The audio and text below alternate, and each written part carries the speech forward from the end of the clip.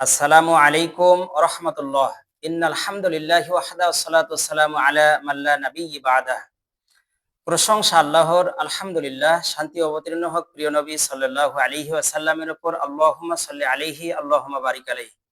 সম্মানিত সুপ্রিয় দর্শক শ্রোতা, আশা করি আপনারা সকলেই ভালো আছেন, আমিও ভালো আছি আলহামদুলিল্লাহ।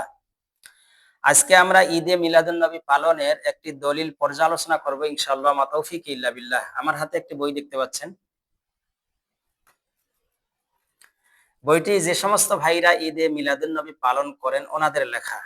বইটির নাম বসন্তের প্রভাত।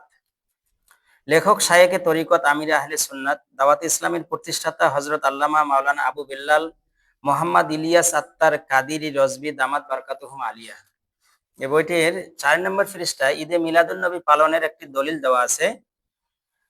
দলিলটি হচ্ছে সূরা ইউনূস আয়াত নাম্বার 58।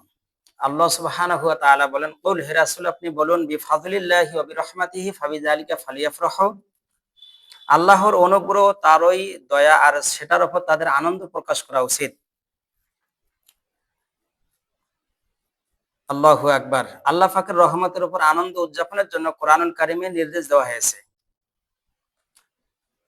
এরপরে লেখক আরেকটি আয়াত নিয়ে আসেন।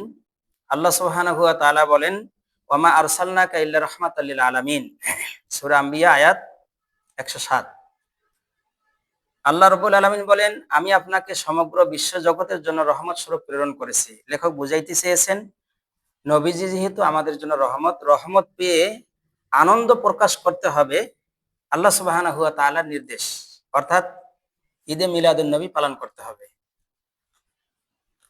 আমাদের জানার বিষয়, রাসূল সাল্লাল্লাহু আলাইহি ওয়াসাল্লাম ওনার জীবদ্দশায় অথবা সাহাবা একরাম ওনাদের জীবদ্দশায় এই আয়াতকে সামনে রেখে 12ই রবিউল আউয়াল ঘটা করে ঈদে মিলাদুন নবী পালন করেছেন কিনা? উত্তর, না।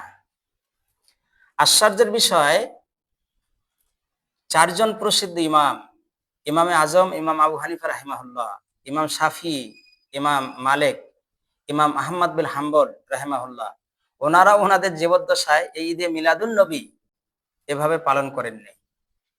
এমনকি মুস্তাহিদ ইমামগণ ঈদে মিলাদুন নবী ভাবে পালন করেননি এই আয়াতকে সামনে রেখে। এজন্য আসুন এই আয়াতটিকে সামনে রেখে আমি মনে করি যে সমাজে বিভ্রান্ত ছড়ানো হচ্ছে। যেহেতু রাসূল সাল্লাল্লাহু আলাইহি ওয়াসাল্লাম, সাহাবা একরাম এই আয়াতকে সামনে রেখে কখনো এইভাবে ঈদে মিলাদুন নবী পালন করেননি।